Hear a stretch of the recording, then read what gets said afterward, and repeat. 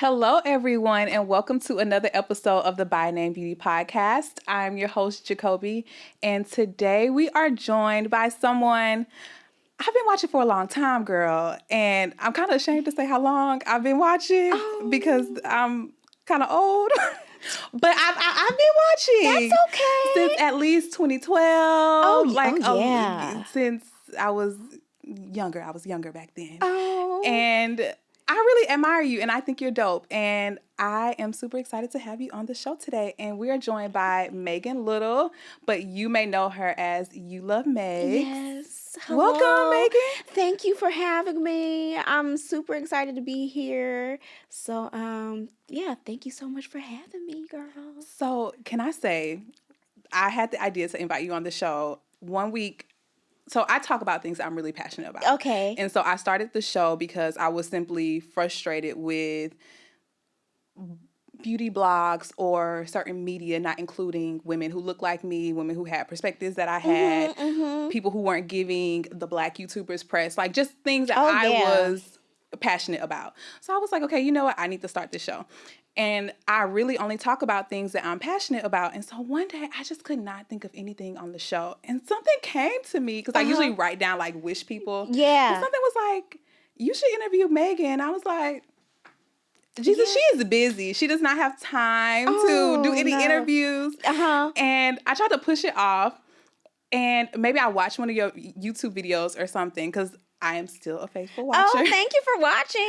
And it came back to me. It was like, you should just reach out and try. Okay, yeah. And here we are, y'all. And here we are. Okay, we're here. She is super friendly. We'd already had some talks before we even started. Yeah, we had a little chit-chat before. So, okay, I want to start with you just telling the audience a little bit about yourself, like maybe about how you grew up. Like, were you always into beauty? Were you a girly girl? Tell us a little bit about your background. Okay, well, my background is I'm originally from California. A lot of people think I'm from Ohio, but that's a long story. We're going to get there. Okay, Get there. So I'm originally from Sacramento, California. I am a twin. My parents, I grew up in actually a military household. So, I didn't know that. Yeah, my father was in the Air Force. He retired out. So we were born in Sacramento, California on the Air Force base there. So growing up, I would say the type of child I was is very similar to, of course, the type of adult I am. Very chatty, into everything. Growing up, I loved Barbies. I loved fashion. I actually used to sketch little outfits for my Barbies and sew outfits for my Barbies, hand sew them. So I always was into beauty and all things kind of like girly. I love lip gloss. We have tons of pictures of me just rolling on, that roller lip gloss from the store, the 99-cent the one. $1. The dollar one. It came in cherry. It came in gray. Cherry. Yes, cherry was my favorite scent/flavor because you just roll it on and makes your lips real lush and real, glossy. So I love those. So definitely growing up, I was definitely into beauty. And, in high school, I started to kind of like dabble in makeup and hair. I always did my own hair during high school. And people always ask me like, well, who did your hair? Did you go to the salon? Who did your hair? I'm like, I did it. Like, oh, for real? You did your own hair? I'm like, yeah, I did my own hair. So it was natural. Yeah, very natural for me. And my mom actually let me kind of like explore things beauty because I remember one year I was 14 years old because 17 magazine was out during that time. Yes. So I would just always flip through the magazine and just like reading about the different articles about, age appropriate makeup and how you can, make, certain looks with certain skin tones and the color of your eyes. And they had an article one time about tweezing your eyebrows. Don't tell me you started tweezing your eyebrows. I started tweezing my eyebrows. I was like, you know what? They're actually right. It shaped my eyes, a little bit better. And I tweezed my eyebrows. Did you tweeze them off? No, I did a wonderful job. Okay, I did it like a few days before my my cheerleading pictures because in 17 they were like, make sure if you're gonna be taking pictures or go somewhere that you tweeze your brows a few days before to avoid swelling. Oh, and rednecks. You are knowledgeable. Yeah, honey. because, if you never tweezed your brows before, that hair right there is going to be a little lighter. So you don't want to do it the day of. So I was like, okay. So I snuck my mother's tweezers and was tweezing my brows when she was at work. Because we would get home earlier, like an hour or two earlier before she would. And I tweezed my brows a couple days before my cheer pictures. The pictures were taken, pictures were developed. My mom got the pictures back and was looking at them real hard. She was like, Megan, did you got your eyebrows? I was like, huh? What? Yeah. She was like, they look good. Do mine. Then I started doing her brows. Yeah, I tweezed them and I started to arch them. And then ever since then, she would just let me get like a little eyeliner and lip gloss because I went to school in the 2000s, the early 2000s. And so we didn't have the videos that we do now as far as when it comes to makeup. We just had 17 magazines. So the makeup. I used to love 17, by the way. Shout out to 17. Really? That was like my magazine too. Yeah. So I mean, I wore a little eyeliner and, mascara and fill in my eyebrows using black pencil, of course, which is tragic now. It didn't really work that well because I didn't know anything about blending them out, but it was a little harsh. But I did it, and it was cute and fun for me. So, my mom let me, do a little bit here and there. So those were really your earliest, beauty moments. That's what I was going to ask you next. Yeah. What kind of things do you remember growing up? And that's really what it was. That was really what it was. I did my twin sister's eyebrows. I did my mother's eyebrows. Eventually, my mom would, wear little pieces. I would cut her little pieces for her units, her outre. Was it outre? I remember outre, girl. Outre. And I know the people remember outre. Yeah, like outre wigs. So I would, used to have like a little purple tag. Little ponytails. Yeah, drawstring ponytails. I still appreciate a drawstring. I don't know about you, but I still appreciate I have one. Okay. Yeah, I sure do put that thing on when need be. But I definitely did have a lot of fun experimenting with a lot of hairstyles growing up and, just little makeup. But it was nothing, nothing as extreme as it is now as far as with the steps and things. Yeah. So did you ever think, okay, well, I might go to beauty school or I might be a stylist or, where did you think, did you see yourself doing what you're doing now? No. What's interesting is that our school at the time, I went to Princeton High School in Cincinnati, Ohio, because my parents got divorced and we moved from California to Ohio. So I went to Princeton in Cincinnati, Ohio, and that school actually offered kind of like an elective school for people who wanted to learn an actual trade to kind of like progress on to an actual, job after high school while they may, attend college or anything like that. So it was called Scarlet Oaks, and I did visit that school one day, and they did have a beauty school there. And I talked to my mom about it. She was like, do you want to, that would actually be a good idea for you, but I didn't go because I wanted to continue to cheer. So cheer was your priority? Yeah, I wanted to cheer. I loved cheerleading back then because that was pretty much, my main source of social activity that my mom would allow me to do during that time. So I was like, I don't think you can do sports, be a part of the sports program if you go to Scarlet Oaks. But me now, thinking back now, I think as an adult thinking back, I probably should have went. Yeah. Well, see, I wouldn't think that because you have completely created your own path. Yeah. That's what I'm saying. I think because I still even think about now, I would like to go just to learn. Official, techniques and things like that, just to be better at what I, do. And because I also did makeup for a little bit. I had a celebrity client and I didn't know. I was like, oh, you just kind of fell into it? Mm-hmm. Really? Yeah. Was it while you were on YouTube? Yeah. Yes. Yeah. It was back in 2013 because I think around that time a lot of people were doing celebrity and style inspired makeup tutorials. Oh, completely. And that was really big at the time. So I did a Nicki Minaj inspired makeup tutorial. I was just doing a lot of inspired looks, and Esther Dean emailed me.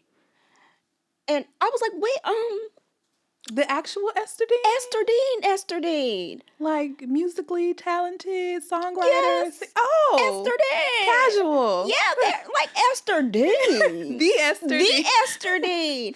So she DM'd me, I think it was on Twitter back then, and she was like, I would love for you to do my makeup. And I was like, I actually said to her, I was like, oh, but I'm not a makeup artist. I don't really do makeup because I really didn't. I would just play around on myself and family members. And she said, yes, you are. Just come over and we'll do like a test, a test session on makeup. And I went over there and I did it. And at the time I was so nervous. I was like, I don't know. And I actually ended up working with her for about... probably like 6 months. Really? Mm-hmm. Now, you know what? See, first of all, this is a word for somebody because there are a lot of people who may want to write and they're not calling themselves a writer. Yeah, exactly. Or like me, a podcaster who doesn't really think that they can start a podcast, or someone who thinks that they can't do makeup, but people are looking and like, you are talented. Yeah. So somebody, when you try to tell yourself you are not. Yeah, you are. You are. You are. Because there's probably someone, let's just be completely honest, who is less skilled as you, and it's probably just going out there and doing it because they believe in themselves. Yeah. And I had a hard time at that time with definitely believing in myself. My father was like, you better go out there and do what you can do. He was always the one pushing me to do stuff and try new things, and I was so nervous. I didn't have a kit. I didn't have anything. So wait, when you first did Esther Dean's makeup, was it with your your NYX milk pencil, can you walk us through that a little bit? So when we figured out a date for me to go to her house, which was a beautiful house, I was just like, oh, this is different because I had only been in Los Angeles for about maybe a year and a half, 2 years. So I graduated high school, moved back to California. So I'm this here. Is like you coming from Ohio. Okay. Yeah. So coming back to Ohio to live with my dad. Been doing YouTube for about 2-3 years at that point. Okay. And she emailed me. We set up a date. And so I was like, I don't have a kit. And during that time on social media, it was all about being a makeup artist. It wasn't really about being the influencer. No, it wasn't back then. Yeah. It was more so about the artistry and you do makeup and you do bridal. And I didn't do that. So I was like, I don't have a kit. I told my dad, I don't have a kit. He was like, just go get a couple of things. You don't have to, break the bank too much. But I was like, I don't have any bank. Okay, Dad. I was like, I don't have any bank to begin with. I don't know what to buy. So I bought some palettes. I did get some NYX pencils. And at that time, the looks were very glittery. Yes, they were. Yeah, it was a lot of glitter I purchased. I purchased a lot of glitter, and it was all about a lot of color too. So isn't it funny how things have changed? Yeah, yes. Yeah. So I purchased all of that, and I went to her house, and she was like, "Yep, okay. I want to book you for such and such for this next event." And I did work with her for 6 months, and I've done press junkets. I've learned a lot of stuff I didn't know, and it's hard. That's not easy. So hats off to all the professional, makeup artists who are working and traveling. That is hard. I cannot believe that you did that. Yeah, I didn't tell a lot of people. And I didn't even really post too much about it either. Because I feel like, I'm trying to not just show myself and how long I've been. But I've been watching you a long time, girl, and I did not know that. Yeah. And have faithfully been watching a long time, like with you and your sister. And I've been watching the whole deal. Yeah. So, I was doing her makeup. So, Esther, if you, need me to come back and do your makeup one day. Megan's available. Yeah, so we do chat here and there, though. Really? We're still in contact. That's awesome. So, do you feel like, just piggybacking off of that, you've been on YouTube for, may I say? Yeah, 10 whole years. 10 whole, and y'all, I have been watching for almost 10 whole years. That's why I don't want to show my age, but YouTube has changed so much. It used to be... It's just anybody. You sit down on your floor. Yeah. In front of the mirror, at your mom's house, whatever. And it was, you kind of just truly fell in love with people, I would say just based on their personalities. Yes, also their talent that they brought to the table. And where they're at. Yes, That's not really a thing anymore. No. People don't really accept for people where they're really at right there in that moment and in time with their lives. And you've been able to completely pivot and transition with that. And some people, like some of my favorite YouTubers from way back in the day, are no longer on YouTube or doing other things. How have you been able to transition and, you know, pivot as the platform has changed completely? Well, because I originally started as a hobby, so it was always fun for me. Okay. And so I feel like a lot of people, especially now, it's really hard to kind of like move with the times because the trends change so much and what people are interested in looking at changes a lot. So if you don't feel like you're comfortable with certain things, you're probably not gonna want to put as much content out there, because there's been times where I felt like I was like, I don't want to. You don't want to do it. Yeah, I don't want to. I don't like the way I don't like the way things are going right now. I don't like the way things are going. But what I've learned is kind of like just looking at the way trends and how the platform has changed and see how you can move along with it and still be true to yourself. Because I've seen a lot of influencers who have noticed that the platform is changing and tried to change a little too much, but still don't reel it back in and make it unique and genuine to themselves. So it's hard. It definitely is hard. It hasn't been easy at all. It's hard, especially I would say it gets harder as you get older on the platform, because I notice a lot of younger kids like to watch, you know, YouTube, because I do have a younger sister too. She just turned 14. Shout out to Azarian. Hey girl. She like educates me on all the kids and things. So who does she like to watch? Do you know? She likes to watch a lot of vlogs. Okay. A lot of the vlog type stuff. Okay. And she does watch a lot of tutorials. But what I've noticed over the years that have become more of a thing to watch is drama. Oh. So if you're not really with it, then you can kind of... Do you know that there's a whole thing around... Don't judge me now, y'all. But there's channels that talk about specifically like drama and what's going... And that's like, that is what they do. Yeah. And there are some channels that people think are plants, like corporate plants. Have you heard of this? Of like the YouTube plants? Mm-hmm. Okay. Yeah, I've heard about it. Yeah. But it'll be like this person that you don't really know who they are, but they are just going through all of the drama and stuff that's going on. Yeah. Yeah. Yeah, it's a lot going on. Mm-hmm. But as far as like me, you know, I feel like I have to, as far as me being on the platform so long, sometimes I just take a step back and just, you know, just do your searches on YouTube and see how the platform has changed, see what people like to watch, and really understand the platform as much as you can, because you're not going to get everything. It's so much now. Yeah. And I feel like it's an entire production. Yeah. I feel like you can't start on your floor anymore on YouTube. No. That's not a thing. People are not cool with that. They're like, she is on her floor. Like, you can't get a ring light. Like, everybody can't afford a ring light. Like, I definitely didn't start with a ring light. But I will say, like, for influencers who start now, it's harder. I feel like, I'm not going to say I necessarily had it easier, but I feel like I did have a little easier when it comes to starting out, because back then, you know, having humble beginnings was more acceptable. Yes, yes. Now, especially when Instagram came into play, where everyone wants to, you know, have a Lamborghini in their picture. Everybody's an expert. Everybody's rich. Everybody's living the most extravagant, biggest life that they can live. Yeah. So it's definitely changed. But what's also interesting is that what I've noticed, that people want you to be a certain kind of way, but call that fake. But say if you are filming on your floor, that's ratchet.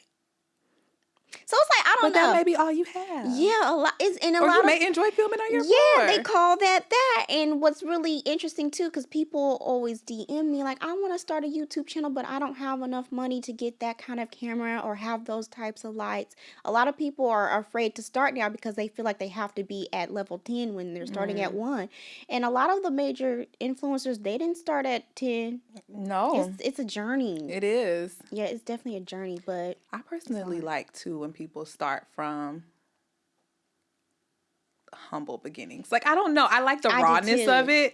So there's like a few girls that I watch now who are, you know, kind of just starting out. But I don't know. I feel like that's when it's just raw and not as put together, so to say. Yeah, and that's when I feel like a lot of the people have built their major audience. I know for me, because a lot of, women have grown with me. They can give me stories from something I said 10 years ago that I don't remember what I said. I'm like, oh, that's me. I said that. Yeah, okay. So can I tell you something? When you went natural, Megan, it was like a big thing. I really didn't get it. It was a big thing. So at the time, I remember I was like text-laxed. I hadn't went natural. But I remember when I saw that you had went natural, I was like, okay, Megan's natural. Because that's why I originally started watching you was from hair. Yeah. And, I feel like that's like your core. Yeah, that's the main core content that gets the most views. Completely. It's hair. Completely. Uh-huh. And it was like a big deal that Megan was going natural, which is kind of crazy. But then there's like a negative side to it. But then on the positive side, I feel like people connect to you that much. And that's also a part of the beauty of YouTube. That people feel like, Megan is my homegirl and she just went natural and I'm not natural anymore. Or maybe whatever it may be. Yeah, I got a lot of backlash during that time. Not backlash. I sure did. It was bad. It made me just like, I'm just going to sit here and like never upload ever again. And that was back in the time when I was a lot more sensitive, because me being on YouTube as long, I'm like, it ain't nothing you can say to me that I ain't heard before. You done built some tough skin. Like, I'm old now, okay? But yeah, back then I got a lot of backlash about going natural. It was crazy. I was like, for one, I didn't really get it. A lot of things when it comes to me being on social media, I really don't get. Okay. Like, I don't really like get it. My dad always has to like tell me like, Megan, do you get that this or that is a kind of a big deal? I'm like, no, what do you mean? But looking back now, that actually, I do understand that was a big deal, because if you build your content basically based off of relaxed hair and all of a sudden now you want to switch up on everybody, I'm like, how dare you? How dare you go natural and, not tell us about it? But I did get a lot of backlash, and it was surprising. It was shocking for you. It was very shocking. I feel like there was still a lot of division at that time, too, between Team Natural and Team Relaxed, which I personally hated. I think it's better now. Like, it's way better now. Girl, if you want to relax your hair today, relax. Sometimes I think about relaxing mine. Yeah, because I had just put up a video about, I think I might want to return back to probably the creamy of crack. Because sometimes I love my natural hair, and then sometimes I'm like... Yeah, it's a tough decision. Yeah. Because I don't really care for the chemicals at all. I really... If I could choose to not be relaxed, of course, I don't want to relax my hair because I know the dangers of it. Yes, of course I don't. But is it a little bit easier for myself right now as far as what I'm about to be doing, my lifestyle? Completely. Maybe, but I don't know yet.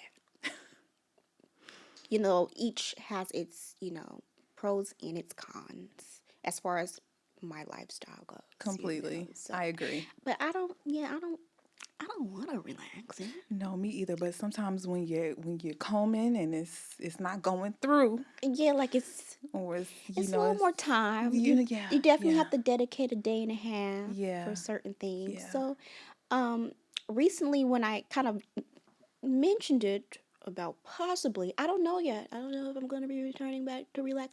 The feedback was very positive. Okay. So your audience has truly grown with you. Yeah, they're more open and welcoming. Because in 2016, when I was like, I'm not going to get relaxers anymore, it was more people upset that I was going to not create relaxed content anymore. Okay. So it was more so that kind of thing. But then as, the years gone on, people were very supportive of my choice and what I wanted to do. Because ultimately, like, if we want to be real, not relaxing your hair is healthier. It's better for it. It is, completely. So... But there's all types of terrible chemicals and relaxers. Yeah, amongst everything else too. And the feedback of me thinking about going back to relax has been very positive. I was like, so y'all still relaxing your hair? And people were like, yeah, I put one in last week. And I was like, Oh, okay. Well, it's good. Still got a few people out there. Yeah. But I feel like people would still watch you anyway. Yeah. Either way. Yeah. So I didn't know. And, I did my little Googles and on the YouTube side. And a lot of women were going back to relaxers. I was like, oh, so this is actually a thing that women do. And I'm not to say that I'm surprised, but because women, they change their minds every day. And we have that choice to... if we want to change our hair, if we want to wear a wig, if we want to relax it, if we want to go natural, we can do that. A lot of women change their mind every day about their hair. Completely. Yeah, I'm a new person every couple days. A new hair, a new look. Yeah. If you see me on the weekends at the grocery store, you might not recognize me. You might not know who I am. I might be Rachel that day. Exactly. I might be Rachel. Exactly. So I have to ask you, do you watch anybody on YouTube? Is there anybody you enjoy? You know what? Or types of videos that you enjoy? Now, when I first started out, because it was an interest of mine, when I started my channel, I didn't really know how to do makeup that well. I'm still learning. Yes, you did. Yeah, I didn't. Yeah, I was just starting makeup. Probably, I had only been really doing it for a year, but at the time when I started my YouTube channel, I couldn't afford a lot of stuff, so I didn't really have a lot of makeup to experiment with. So I learned along the way, and a lot of the people that I watched during that time no longer make videos, but one of the people that I did watch was Jackie. Oh, yeah? Because she started a little bit before me, and she was slaying. Even back then with the, Back when she was Little Pumpkin Pie? Yeah. Or Makeup Game on Point? Yeah, or what? Makeup Game. I feel like she had a couple names. Yes, she had a couple of names. Miss Jackie O or something like that. Yeah, she had during that time. So I did watch a lot. I watched a lot of her. I watched a lot of her mainly because there weren't too many other people on YouTube who had my complexion that I could relate to, as far as what colors, what colors do we wear in our crease? And that's how I learned about orange. Jackie in the crease. Was one of the first people. Yeah. And then a lot of other women started to come on YouTube about, okay, blush. What color blush are we supposed to wear? Orange red tones, bronzy, orangey tones. And so I watch a lot of beauty videos back then when I started, but what I like to watch now is a lot of entertainment type stuff, like news entertainment, and a lot of inspirational self-help type of stuff. Really? So not related to beauty? I think I don't watch, probably within the past 3 years, I don't watch as much beauty as I used to because I do it. Okay. So that's fair. Yeah, so now that, if I'm filming in my house all day for 6 hours, I'm not going to turn on a beauty video because I'm like, I just finished all this beauty. I want to watch something that's going to relax me. So I tend to watch other stuff, but I still do watch a lot of beauty. I watch Makeup Shayla. Oh, yeah, I love Shayla. Makeup Shayla. I love Patrick Starr. Of course, Jackie. I don't want to pronounce anyone's names wrong because y'all know I'm bad with pronouncing. Is it Naima? Naima Tang? Naima Tang. She's really good. I like her. Yeah, she's awesome. But I do like to those are just to name the few. I don't want anybody feeling like, oh, but you couldn't have said such and such. I watch everybody, okay? Let's just say that. I don't have a favorite. Okay. I like all the girls. Okay. I love all the girls. I'm just saying that I like all the girls. Okay, I like all of them. Let's get the record straight. Let's let it reflect. Yeah, and I love watching the Instagram girls too. People who only do makeup on Instagram? Oh. Yeah, that's a whole side too. Okay. Because once Instagram came into play, they have it on their phone. They don't have to leave to go to watch a whole full video, and you can now add the video on your page. So yeah, I like to watch a lot of Instagram girls too. So Instagram is interesting to me because I have a love-hate relationship with it. I love Instagram, but and I don't know if you've ever felt this way, but there's just a lot of looking and scrolling, and sometimes it can make you feel bad about yourself. And because you're only seeing highlights, and I feel like if you aren't being conscious about telling yourself, even when you're in your sweats or you're having a bad day and you're scrolling and you see somebody doing something amazing, that's their highlight. and not necessarily there every day, it can just be... It can be a little Debbie Downer on your day. Yeah, a little bit. And that used to affect me too. I feel like when I was a little younger, like maybe around like 2015, 2016, that's when I feel like Instagram really changed, when people really started to like flex in certain kind of ways. Yes. And I didn't really understand that at the time, that, okay, those are moments that our people will choose to share. Exactly. Yeah, and exactly. Everyone's not perfect. But then I started to learn as I got older, like when you log off of Instagram and you do some self-reflecting and look at your life, you're actually doing all right. It's okay. You're doing okay. It's okay. Okay. And I also, for me personally, I'm not even on social media as much anymore like that. When I post a photo, I don't sit there and scroll all day. I just post it and go on about your business. Mm-hmm. And I think that's best. And they are trying to do things to make it better. Like I read that apparently they're taking away all the filters. You might have already noticed it, that are like really slim that nose and really make your eyes look a little, Really? Yes. See, I don't be on there no more like that. So you telling me this? So we're not gonna. Those filters and everything. Because Instagram is the worst social platform for your self-esteem. It really or something. is. Yeah, it really is. Someone did a study and came up with that. Yeah, because there was a point in time where I felt like, oh, I have to do this, I have to have that, I need to do this, I need to go there. You gotta have this body or this. Yeah. Like there's a lot of the same. Yeah. I feel like. And especially if you're on Instagram all day and you're an influencer, there is a sense of feeling like you have to keep up. Completely. Yeah. So I was like, oh, I need them shoes too because those are the hottest shoes right now. A lot of the stuff that I purchased is because I saw somebody else wearing it. Because I was like, that's cute. Is that fly? Honesty. Is that what I'm supposed to wear? It's the truth. Okay, honesty. I appreciate it. A lot of the girls ain't going to say it.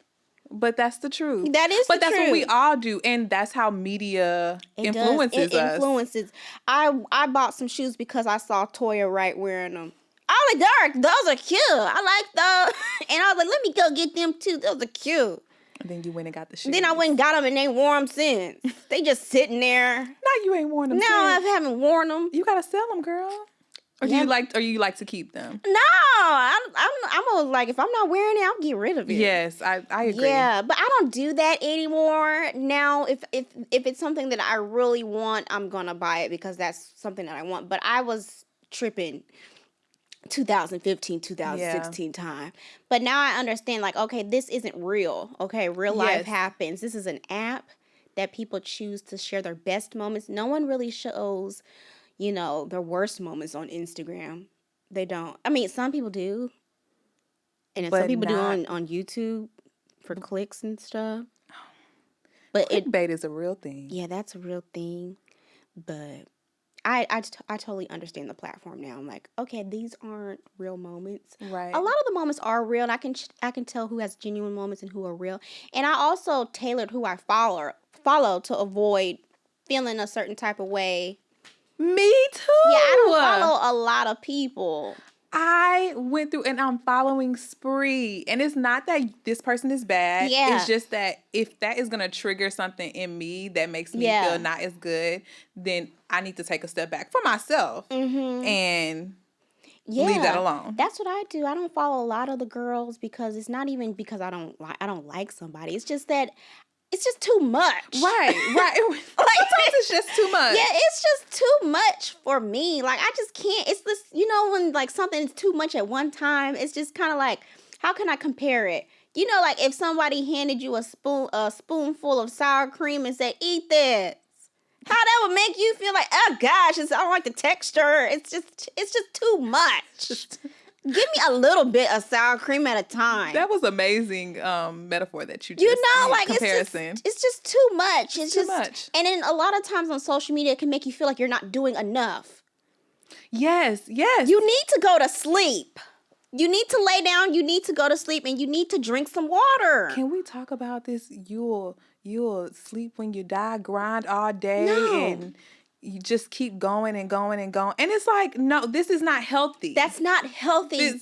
You need sleep. This is not how you are going to be a functioning human being. Yeah, you can't function off of the grind doesn't stop. The grind will be there when you wake up in the morning. I don't know about y'all, but I believe in a little grace over grind. Okay, there are some things I can do that I know no one else can do that God is gonna get me through. I don't need to stay up 24 hours a day. No, you don't. I mean, of course, set your schedule that will work for you and that you'll be productive with. But like, I'm not staying up to 4 a.m. Yeah. I used to. I actually did do that because I was working full time at one point. Now that I did know. Yeah, I was. You were a social media. I was a social media. Am I freaking you out because I know all this information? No, because I know I shared it. Okay. So it's okay. Okay. Yeah, I was a social media manager / creative director on the social media. Did you love that? I did. Do you feel like it contributed to you, like being, like if there were times where you were super into it? Do you feel like your job? I feel exacerbated that a little bit. Yeah, because I actually like to do multiple things at once. I like to say for example, when I was working full time, it made my I feel like it made my drive for social media as far as my own stuff stronger because I didn't have time to be burnt out because I wasn't on there as much. Versus someone who may be an influencer full time, like, gotta record on Tuesday, gotta put that up on Thursday, versus, okay, you go to work from 9 to 5, but when you get off work, you might dedicate 2-3 hours to social media and then you go to sleep. Because social media is a lot harder than, for some people. It's a lot harder in comparison to me going to work from 9 to 5 because I knew when to cut it off. I'm off of work now. Social media, if you're an influencer, you're on 24/7. If you don't know how to turn it off, you can go a little crazy. Yeah. But I actually did enjoy having like my full-time job, and then I'll film on the weekends one day, edit on the Sunday, then distribute the videos out during the week. And that was it. And you like that? I did. Yeah, that is my ideal schedule. Really? Yeah, I like. Do you still follow that now? No, or do you? I mean, I know you don't have a full-time. I'm not doing full-time like going to an office job anymore, but I will very soon. Really? Yeah, I actually enjoy working out of the home, then coming back home, doing what I have to do because it's like when you're at home, if you're an influencer and you're pretty much, your work is at home, you become a homebody and you're not as social. And you like to be out and about socializing. I like to talk to people. Like, we going to lunch today? Like, what we ordering?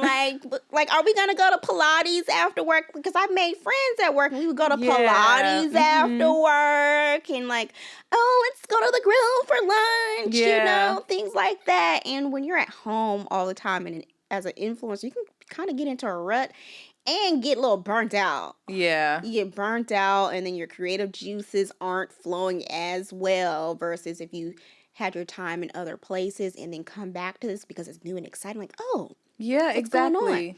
So I will say that for sure. I think that's super cool. And very relatable. Yeah, so a lot of people say like, I don't know if I can do social media or YouTube because I work. You can do it. You just have to figure out. It's a little hard, but you can definitely do it. You have to strategize and be strategic, Yeah, do a little bit before work, do a little bit after work, and dedicate maybe a few hours on the weekend, towards it. So you can definitely do it.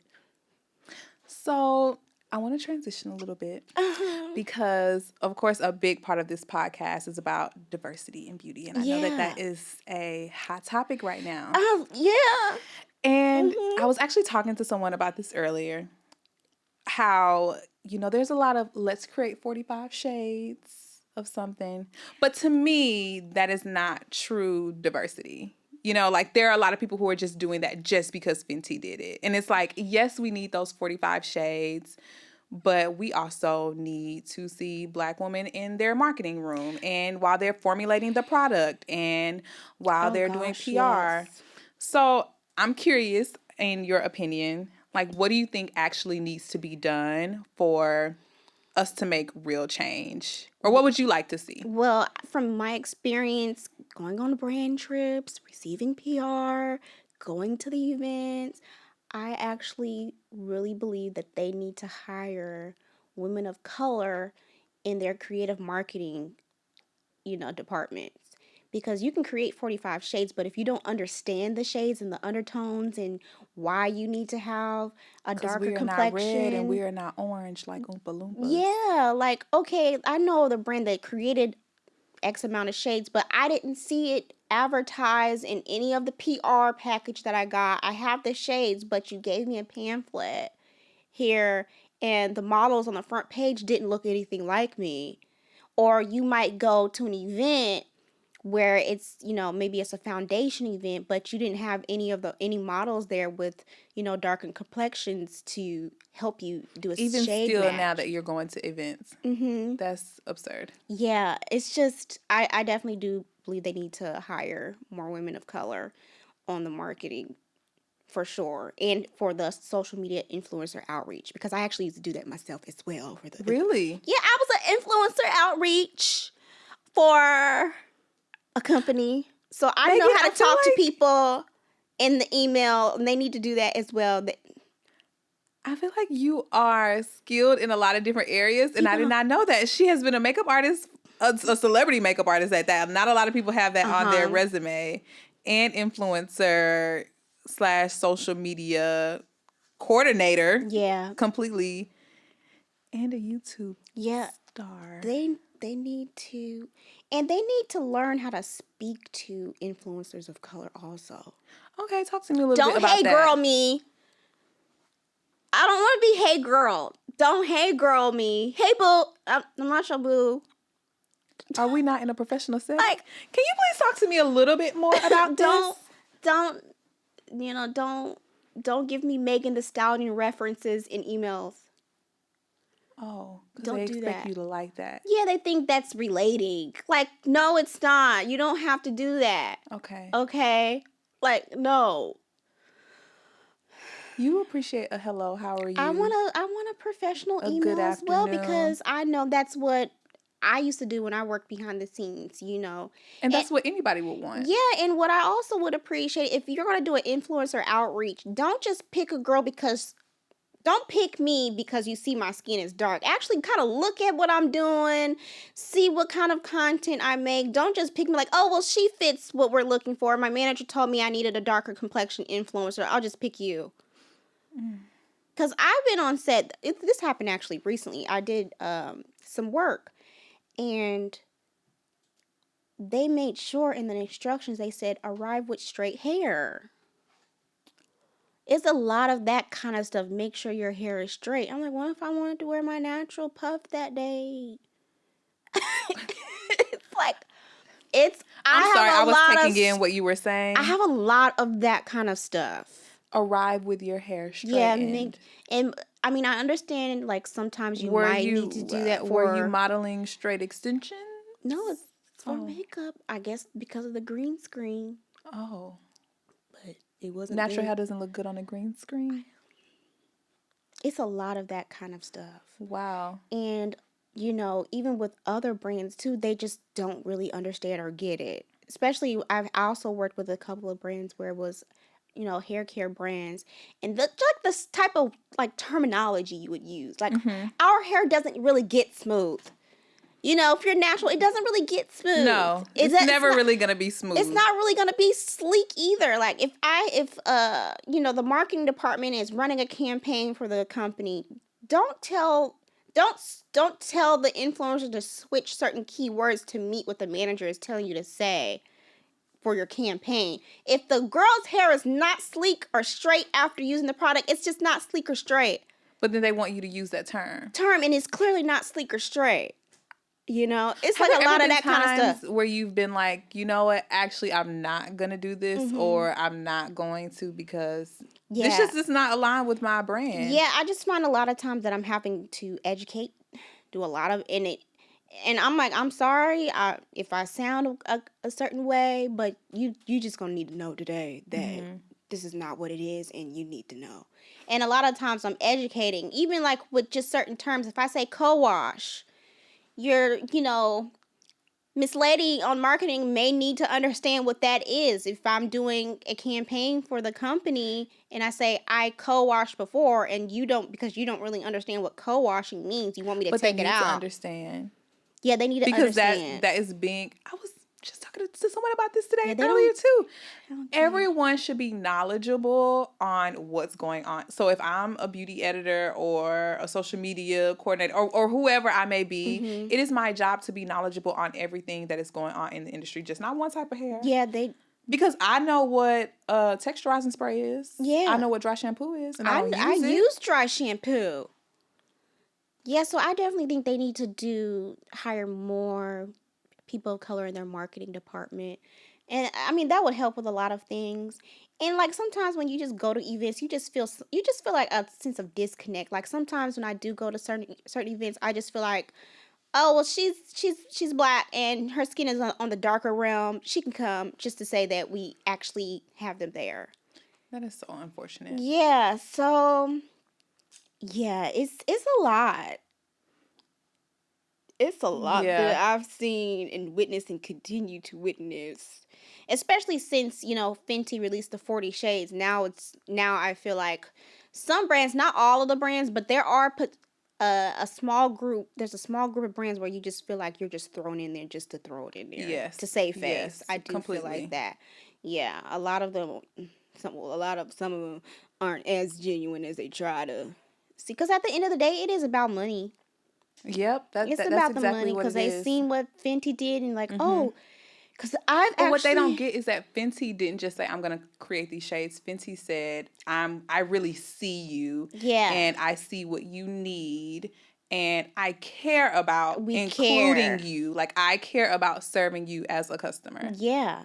And, I've had other conversations with other influencers and, they've had meetings and they've heard some things too where basically some brands felt like, people of color don't buy makeup. They just thought we just didn't buy makeup. So, but we're actually the number one spenders. They really don't know, and they need. But how could they not?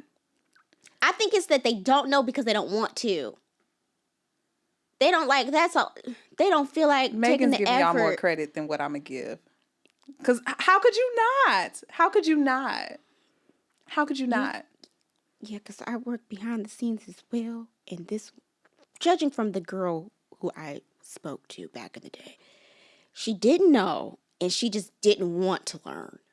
Oh. She's like, oh, really?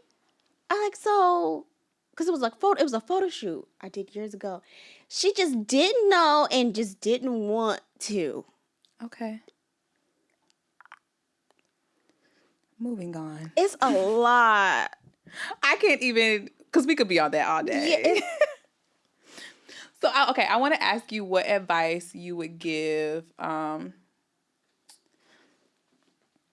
want to say people in the industry, but just women in general who maybe don't feel included. Like, how do you tell yourself certain things when you are the only person in the room, or you feel like they kind of like dropped you in there? Because I feel like a lot of us, we don't feel included. I know I don't sometimes, especially with certain events. I really don't. I feel like when I go to certain events, because you can see it, sometimes I just feel it's clear. Yeah, I can just feel like I've just been sprinkled in there a lot of the times. And that's what I hate. That's what I hate so much. That's a part of the reason why I created the show, because I'm just like, there needs to be a space where we are putting women of color first. Period. Yeah. I mean, what I tell myself is, say, for example, if I am the only, black woman there, I just say to myself, like, okay, it's time to represent that what they might be thinking isn't true. Because a lot of the times when I go to these events or brand trips, it's like just to be real, I have to figure out, like, okay, what kind of black girl do I want to show up as today? I go through that, like, okay, it's like you have to feel like you make them feel comfortable. Because it's a lot of, like, when I go to beauty events, there's a lot of standoff type but of not vibe. When you are the talent. Like social. Okay. Not like, okay, I'm showing up to when I do show up on set for a job that I was booked for this brand, it is a little more standoffy. Okay. Because they're trying to, like, what's the vibe here? What do we figure? Until I start talking about and then stuff. And then it's like, oh, yeah, she's, okay. So I do see it. It's it's sad. Yeah. Especially if you just feel like you've been invited somewhere and the people who invited you there aren't really too engaging with you at the event. You're just there just because you're there, and you see how they're treating the other people who are there. Mm-hmm. It's just really crazy. Do you feel like it's gotten easier at all over time? Or gotten better in any way?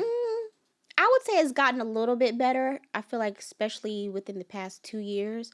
But back in the day, it was a lot worse. But I know now, like, okay, if I am the only black woman there, let me go ahead and represent for all the girls.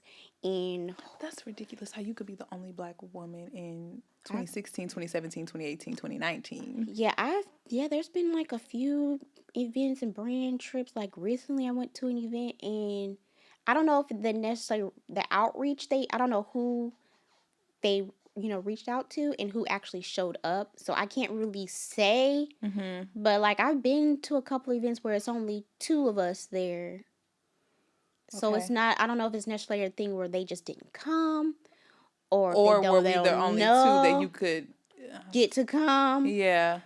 Because a lot of us may feel like, oh, you just only invite me because, so I can't really say too much on what that could be. Mm-hmm. But I know back in the day, a completely different story. It was just like, you just don't get greeted at the door. You don't get a goodie bag. Oh, the goodie bags are gone. Like, no, they're not gone. They're gone? Yeah, I had an event I went 2 years ago where they was like, yeah, we don't have any more goodie bags. Wasn't greeted at the door. Because back then in the beauty world, I feel like we were more tight-knit. We would actually show up to a lot of the events together. Mm-hmm. And actually really, really hang out together back in the day. It's not really so much like that now because a lot of people have different things going on. So it was a lot worse as far as like, people at the front desk to check you in. They're not very friendly. No, we don't have any more goodie bags. But then you turn around, they're handing a goodie bag to somebody else. Okay. I don't know if it's maybe they had it held. I don't know, but the girls, it was 4 of them girls, and they left with 2 bags each from underneath the table. Now, I don't know. There wasn't a bag for you. There was no bag for me. Okay. So I feel like there's a lot of different things that could have went on there, but just from experience, I feel like it has changed a lot. But I do feel like, okay, if I am the only black girl, let me go ahead and represent for us so they can outreach and reach out to another girl that they may have not known of or seen. Yeah, completely. Mm-hmm. And that's for me, a part of the positivity of it. Like you now making it easier for some other girl or for giving someone a different view of what they think a black woman is or, And it has changed definitely over the years because I've actually gotten more work from makeup brands now because now I feel like they're starting to see us. Mm-hmm. But then you do kind of have to make sure like, okay, is this brand genuine with their outreach? What's their mission when it comes to this? Have they actually, been long supporters of women of color? Yeah. Like MAC has always had our shade. Always. MAC has always had MAC has always been truly inclusive. Yeah. Yeah, they have been. Yeah, so like I show up for MAC, if MAC need me to show up for anything. So I definitely, do the best I can when it comes to even me doing my research about a brand because sometimes they can have you out here looking crazy too. I was like, oh, I didn't know. There's been a couple times I was like, well, won't be doing too much with them anymore.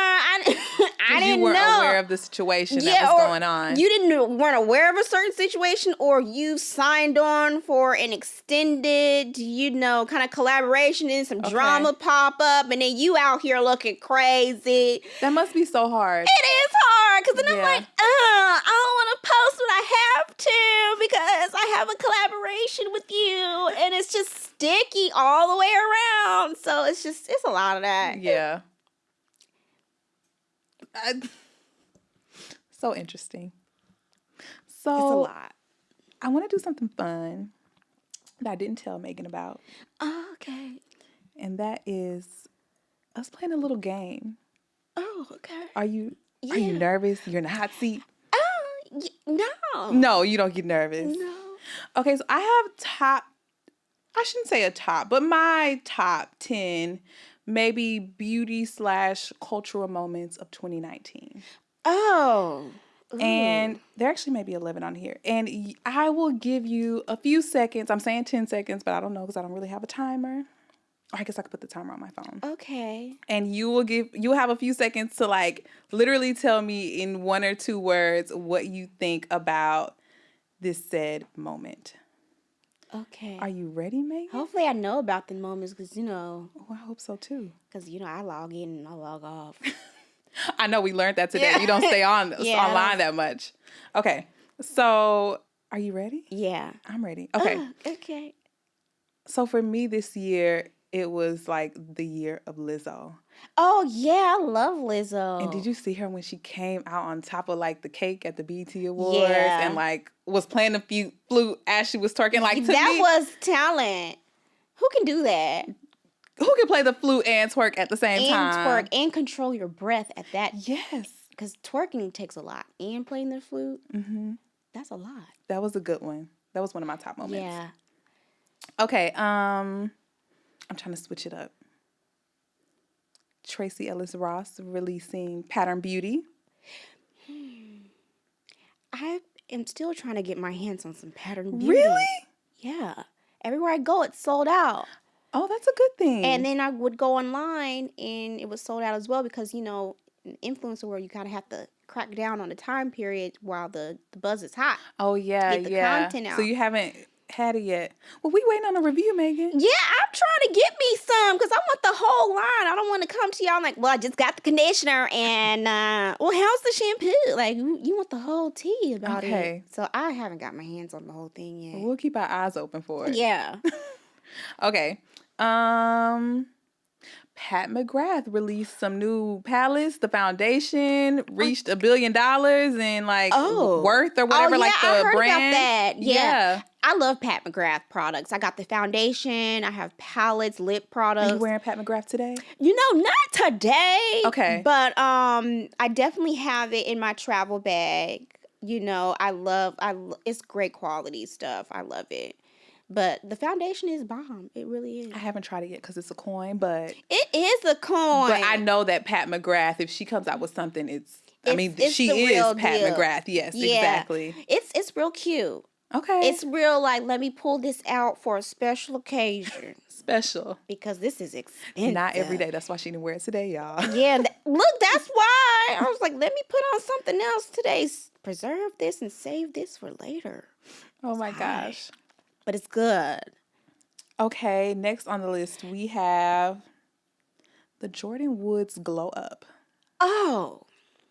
Mama has released an eyelash. She got more eyelashes with Allure. She's doing a fitness thing. She came out on Red Table Talk with that slick ponytail looking She looked bomb. good. She looks so beautiful. And I really do feel like she definitely, I wouldn't say she needed that to happen, but it's amazing how God works. Hello?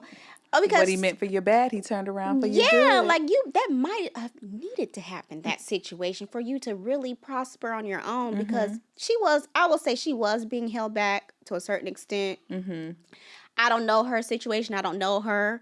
But when it first happened, I did feel a way about it. I was like, man, that's jacked up. Like, that's I didn't feel no way. Yeah, I was messed up. Like,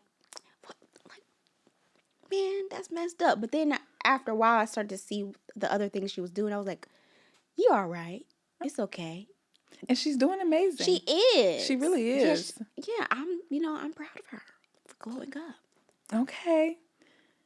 The ABH Times Jackie Aina collab. Absolutely. That was a big deal. The palette is bomb. So, I have not gotten the palette yet because...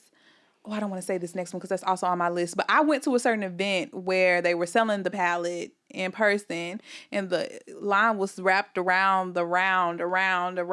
So I just said, I'm going to get the palette later. And now I haven't gotten it. Yeah, you need to get that palette. It's amazing. And it's really amazing that Anastasia really did that collaboration with her because... before then, I didn't see any women of color really snapping that. Like Anastasia Beverly Hills. And the fact that you open up the palette and you see an orange in there. I'm like, even the names. Big Wig. Like, I haven't used it, but I know Big Wig. Okay. I was like, yes, give me a burnt orange. Because, not to be shady, but being honest, a lot of the palettes that you tend to get, we can't use all of the colors to create one look. You can't. You just can't. It's 3 or 4 of those browns are ashy. They're ashy. It looks like a mess. Gray, ash. We're looking like circa 1991 with the colors. You know, that gray ash tone in the crease. Yes. Yeah, so it's bomb. I would suggest everybody get it because you do need it. I feel like it's definitely a must-have in a collection. Like, if you don't even wear makeup, just to have you should actually just have it. Just to have it. it. Like, if you're not a shadow girl, you just should have it. Completely. I feel like that was like big for the culture it's iconic. Too. Yes, it was. It really was. It was. And the palette definitely reflect that because all my other palettes don't look like that palette. I know that one's really nice with the holographic and all that good stuff. Yeah, that was really cool. I'm here for it. It's bomb. Okay, next on the list we have BeautyCon. Oh. Were you at BeautyCon this year? Mm-mm. You weren't? Mm-mm. Have you been to BeautyCon? It was my first year going. Did you like it this year? You know what? I did. I really enjoyed it because there were certain areas that were specifically so you could learn about different things. Okay, so they had a learning area now. Yes, like there was like a little thing with like Shopify, and they would talk to if you're a woman wanting to start your own business. Okay. Or I saw Kelly Rowland speak. I thought that was really cool. It was just like a lot of different things going on. Now they did have the brands and the installation. That's why I didn't get that Jackie Aina palette because the Anastasia booth was like. So they were selling products this year? Yeah. Okay, that's good. Yeah. Because the other ones in the past weren't really like that. God, see, you're an OG, and that was my first time even I went last year, and the way they had it set up, where for you to walk around to the beauty vendors, that was set off to a VIP area. Oh. So a lot of the people, the influencer, would be just chilling over there, and they wouldn't really be walking the floor. Oh. So the goodie bags and stuff, you would just go around to the booth. It was kind of set up like a square. Okay. So one side has this, X amount of brands, this side, that side. It was just filled with, you walk around, actually speak to people and grab however many of product you want.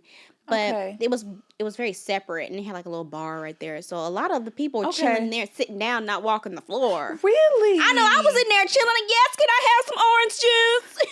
You weren't walking around talking to the people. I was just sitting up here hey. I did eventually walk the floor, but I was chilling over there in the little cut. Well, that really, because I know the people want to see the people like you and say hi and stuff. Yeah.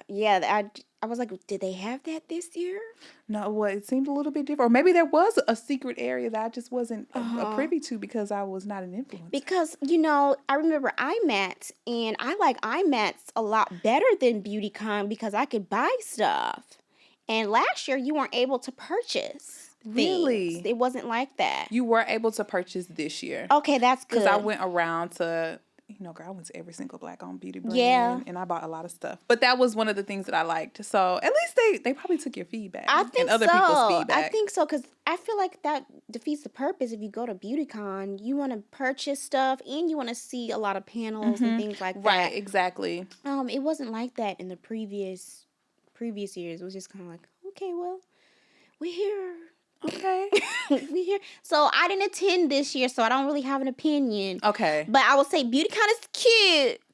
But they're headed in the right direction because I think I went to the very first BeautyCon. Really? And it was just kind of okay. You saw it from its beginning stages. Yeah. Okay. I was like, I see where they're going here. I don't know if I'm thinking about the right event, but the first one I think it was a tri-level place they had it. Oh, it was not like that this year. Yeah, it was different. Different. So everyone has to start somewhere. I feel like we're getting some inside tea here, ladies. I be knowing a lot of You do. inside tea. Okay, so I want to tell you I have a couple more, but I gotta keep it tight. Okay. Megan Thee Stallion being our head woman of Hot Girl Summer. Hello. Okay. Were you here for it?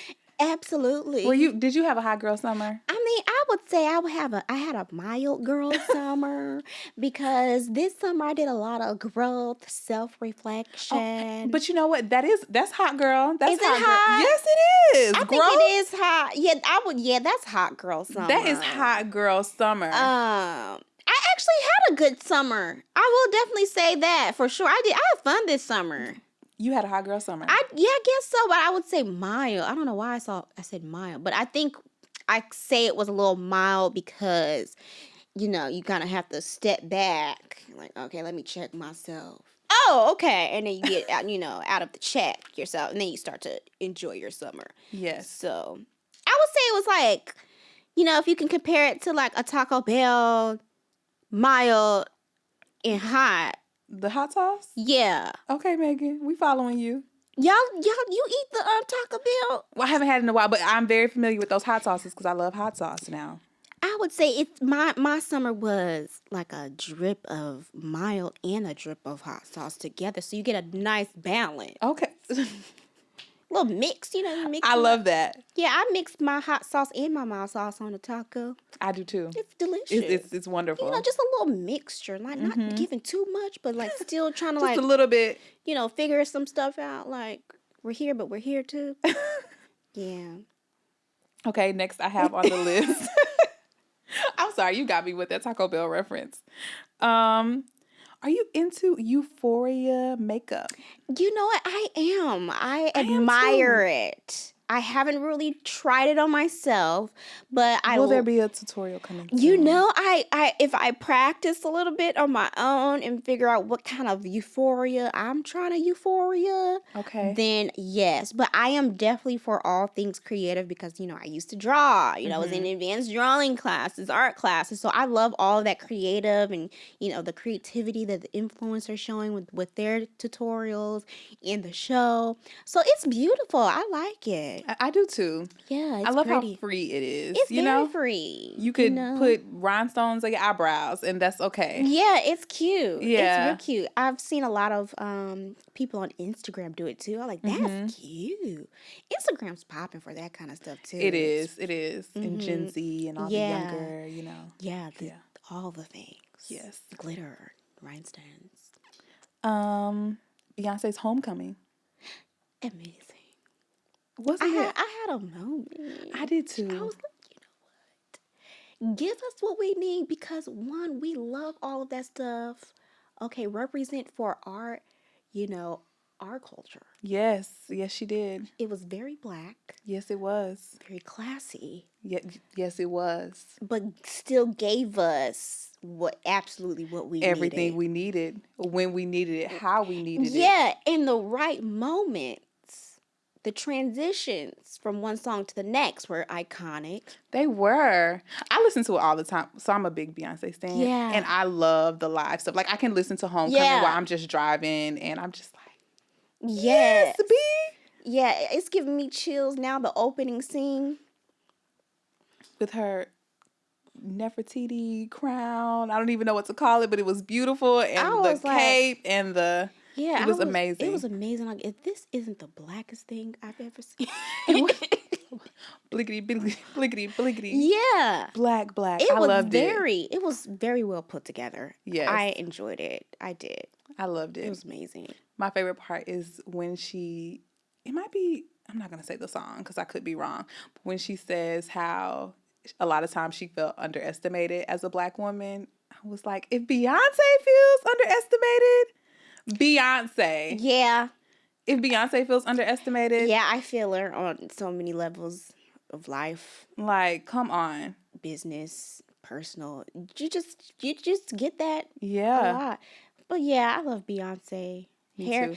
And what I appreciated, I don't know if anybody noticed it. Okay, tell us. But the way she was out there working, she worked her lace off. At the end, her lace lifted on the side. No, it didn't. It did. Now you about to make me go home and look at it. It lifted on the side. Let me make sure I have the right show. It was towards the end when she had on the camouflage. Yeah. It lifted on the side. Sure did. Okay. I was like, look at y'all. Y'all need to appreciate.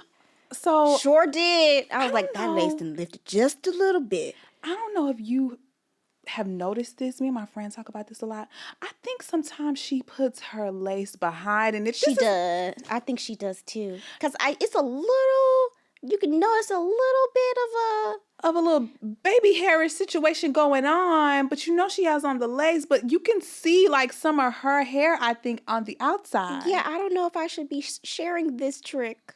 Can you share it with the girls? Because that's also what we're about over here. I'm gonna say I know a celebrity stylist, very legit. That's who did his hair, Muse Hair. Okay. Kaya Ride.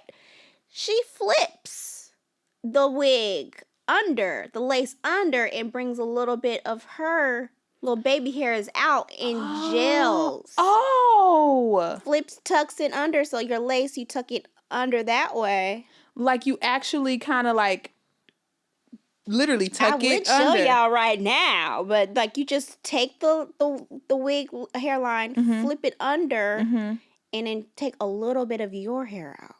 Wow. That's why Beyonce lace looks so good. Yeah, because I noticed that too. I was like, I don't think that's lace. Because the hairline is too... Yeah. It's like, this is not lace. Yeah, and I don't think she has a lot of her hairline out either. The way they tack that down. It's like...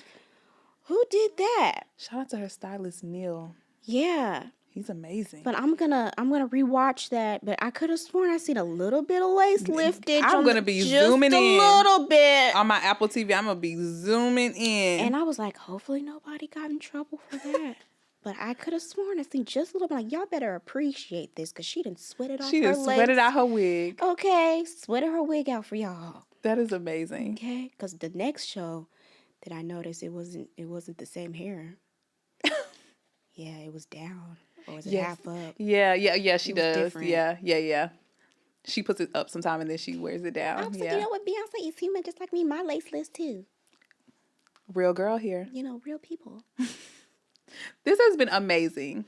Yeah. So before we end though, I have to ask you one more question. Can you tell us a little bit about your philosophy on beauty and how you kind of view it now? I know that this is a very broad question. I would say, I know this might sound cliche, but beauty definitely does come from within. Yes, it does. I feel like me, because I'm 30 now, in my strides.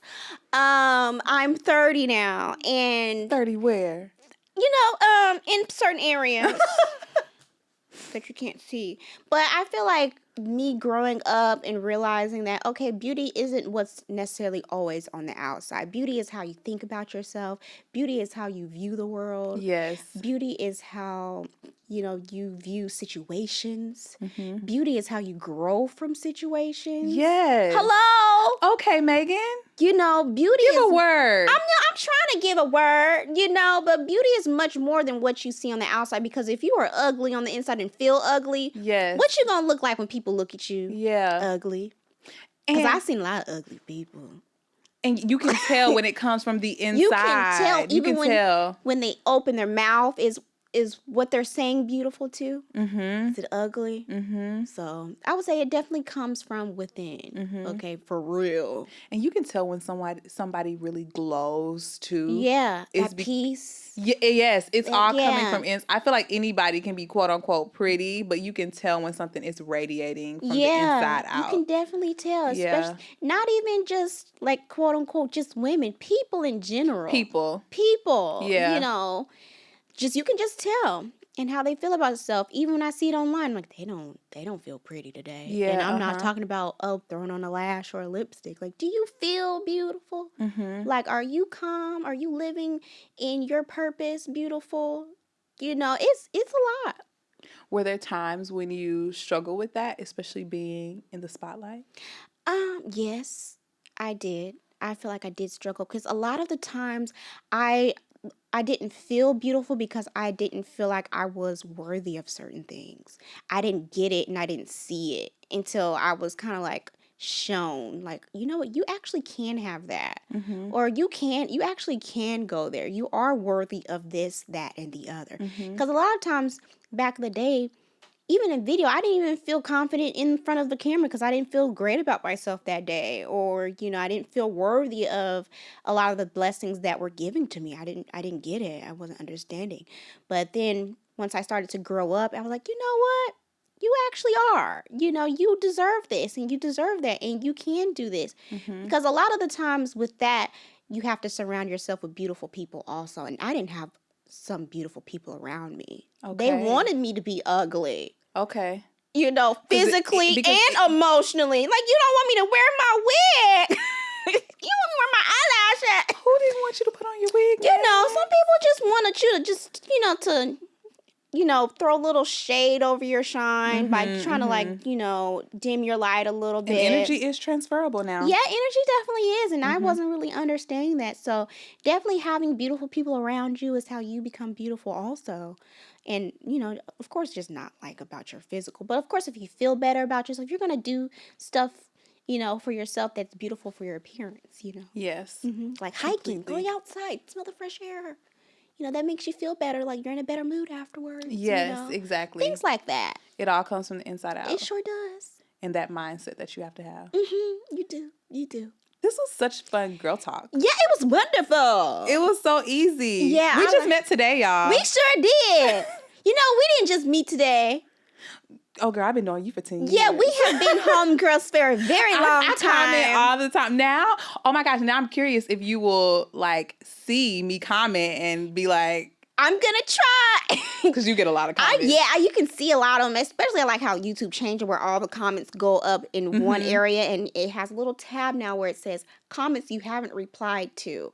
That wasn't always there. They just popped that up about 6 months ago. Okay, and so, it's a lot of comments. It's a lot of comments, so a lot of the girls don't get too upset if you're like, they never reply to me. It was like, kind of hard to see everybody, when but you have now thousands, yeah, now they definitely changed that feature, so we can do a lot better with seeing everyone and replying to everyone. But we've been homegirls for a very long time. That's why it was so easy today. Yes, along with many of other girls out there, my girls and my boys, and my every girl, all of your subscribers, all my subscribers who've been riding with Meg since the very beginning. I do appreciate it. I appreciate each and every one of you who have been watching me. Sitting on my dad's floor in his house and me using CoverGirl. Hey, Dad. Shout out to Dad. Yeah, CoverGirl that wasn't the right shade. Wasn't quite the right shade, but we worked through that. Because they probably didn't make our shade at the time. Yeah. There was probably only 3 or 4 we had to choose from. Yeah, we only had 3. We only had 3 at the time, so I definitely appreciate each and every one of you and, sticking along on the ride, the journey. Yes. So yeah. Is there anything you would like to share with our listeners before you leave? Or anything on the horizons? Or maybe there's some things that you can't talk about? Or well, a lot of it I can't really say yet. Okay. But I definitely always share with my friends online the things that I'm working on. Okay. And that are solidified. Because you don't want to share too soon. So we're not getting no tea today, y'all. Not too much tea. But you can get a little bit. But I'm working on some things, and I'm really excited about them. It's mainly like personal growth. Okay. Because, you guys see me go from A to Z, and sometimes we're going to go to J, and then we'll go back to Z. You've seen me grow and, go here, go there, go there. So I will be sharing the things that I'm working on soon. A lot of things that I want to do in the future that will help other influencers up and coming now. Really? Yeah, I definitely want to help other influencers learn certain things that I didn't have coming up. That is amazing. Yeah, and people that will actually care about you and not just want to say that they're, one thing and they're really not, and they're just after greed. And really taking advantage. Genuine. Yeah, taking advantage, because that's happened to me so many times.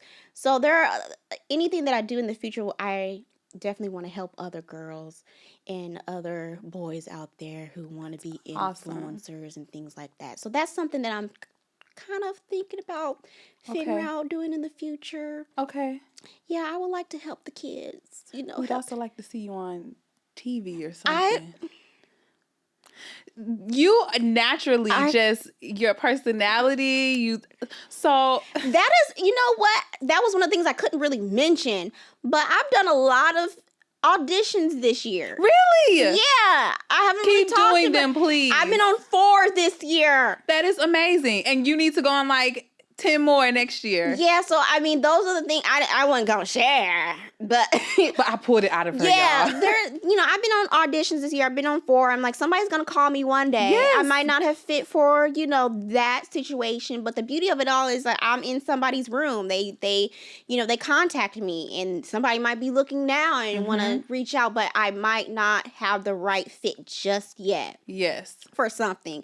So in the future, there's something that might come along, but I've definitely been on, auditions for some TV shows and things of that nature. We might see Megan on a Netflix Netflix or a Hulu or something near you. Yeah, something near you, something streaming. You just never know. But yeah, I have a lot of things that I want to do that I will be doing. And once those things are finished and executed, because I don't like to prematurely share, because then everybody's like, what about when you said that? And then they're waiting on it. And like, well, are you still, like when people ask me about nursing, are you still in nursing school?